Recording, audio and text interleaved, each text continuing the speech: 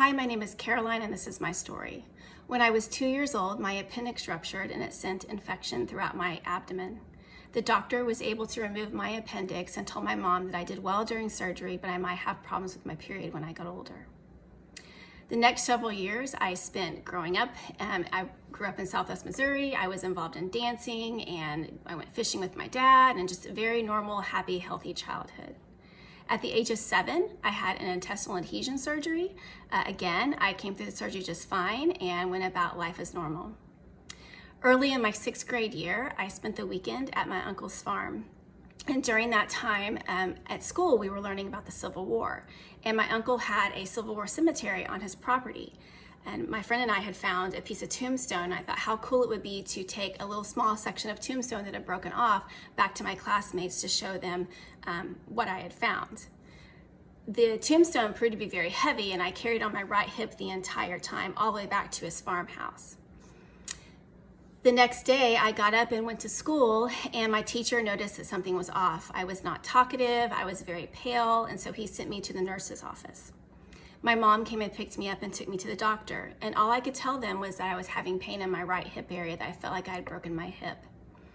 At the time, my pediatrician was not in town, and so a resident was seeing me, and he initially diagnosed me with the stomach flu, but my mom pressured him into doing blood work, and so the last thing I remember was being pushed in a wheelchair through the alley to the hospital where the laboratory was at.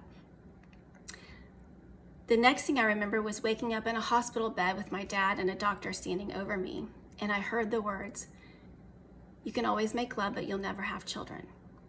Now, I don't know for sure if they were telling that to me, but that was what was said, and the words I heard very loudly in that was that I would never have children. What they had discovered, I had been in the hospital for at least a week before my pediatrician came back into town and immediately took a look at my charts and said, "We've got to do something." And so he called in a gynecologist to do an exploratory surgery. And when they opened me up, they found that my uterus was completely filled with infection. My right ovary was filled with infection, and my fallopian tubes were. And this infection was spreading throughout my abdomen. So I was rushed into emergency surgery to remove all of it. I lost my uterus, my right ovary, and my fallopian tubes. And the next several hours of the surgery were spent on cleaning out my abdomen to make sure the infection didn't spread any further. I was in the hospital for about a month. I came very close to dying, and honestly, it's a miracle that I survived it. The infection was known as Bacteroides fragilis, which is actually fairly common now, but again, this was in 1983, and at the time I was only the second known case in the United States to have this type of bacteria in my system. My medical case was sent to international medical conferences. They had never seen this type of hysterectomy performed on an 11-year-old, nor had they ever really seen this type of damage done by this particular bacterium.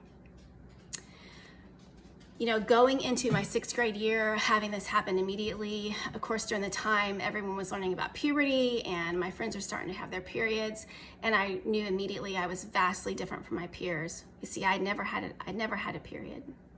Despite feeling different from the other girls, I went on to be very active in dancing and theater. I was involved in extracurricular activities. I made good grades. On the outside, you would never have known what I had been through.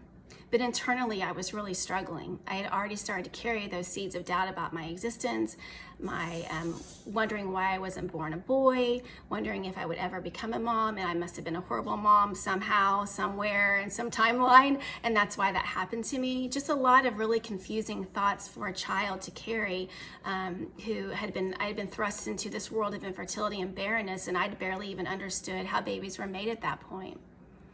All through high school, I did the same thing. I was able to get through high school, making good grades, doing well in school, and really hardly anyone, except for maybe a small group of friends, knew about my surgery. Before my 20th birthday, I was told that I needed to have my left ovary removed. It was my surviving ovary, but unfortunately a cyst had developed on it. So on my 20th birthday, I had my left ovary removed. Not a very good birthday present. It was also at that time where I think things really hit me hard, that was the last final survivor of what I had been through. And I started to struggle even more then. I started to really question why me? I mean, why would this happen to me?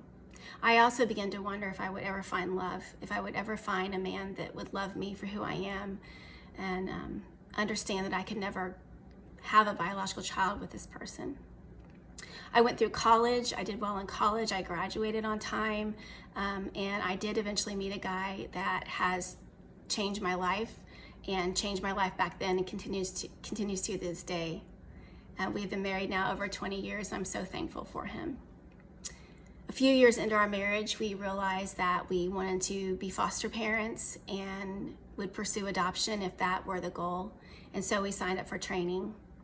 And the day that we were licensed as foster parents, we received a call about a newborn baby boy. When we walked into the hospital, I took one look at him and I knew I was in trouble.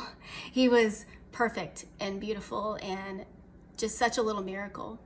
But I also knew in my heart that the goal was reunification with his biological mother and father, and I needed to support that. And so my husband and I walked through that very carefully with each other, and we were very supportive of that goal, even though we were falling deeply in love with this child.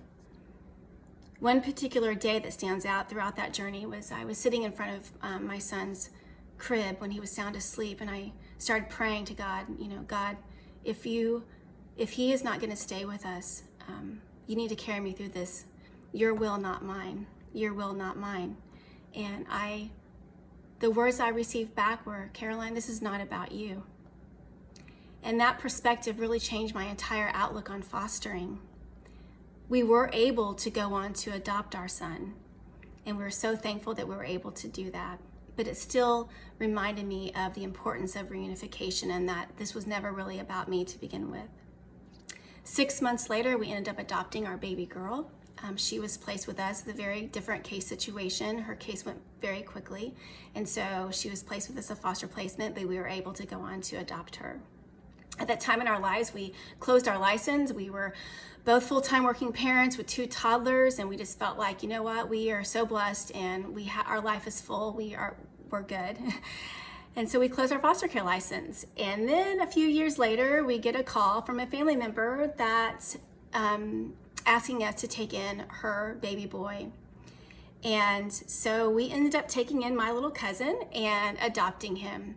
And he is our 3rd surprise child, and definitely the child that we never even thought we needed. He is such a treasure to us. So my kids are now 15, 13, and 9, and my life is completely full of laughter and tears and sorrow and happiness and everything you can think of. That is what adoption has brought to us. I wanted to share my story because of the fact that I went through such an odd medical experience that was very traumatic. And the thing about trauma is that it comes back and it haunts you from time to time. So even though I have a full life and I feel very blessed to have this life and I have a fantastic husband and wonderful kids, I still struggle at times with feeling inferior because of barrenness. I still question sometimes why I had to go through that.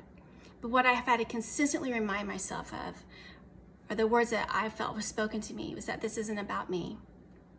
I've also had to remind myself when I start questioning why me, I start reverting that question to why not me? Why not me? I just want to tell anyone out there who is going through infertility right now, going through this terrible journey that it is, that your journey is your own. Don't let anyone tell you how you're supposed to feel or what you're supposed to do. You are not alone in that. If you choose to pursue adoption, then that's your choice. If you choose to remain child-free, that's your choice. If you choose to continue with infertility treatment, that is your choice. I also want you to know that it's very normal to feel inadequate, to feel shame, to feel confusion and grief. That's okay. It's very normal. And I so wish someone would have told me that when I was growing up, because I really could have used those words. I just wanted to end by saying, although my life, my body is barren, my life is not. My life is very much blessed. And that is my story and how I went from barren to blessed. Thank you.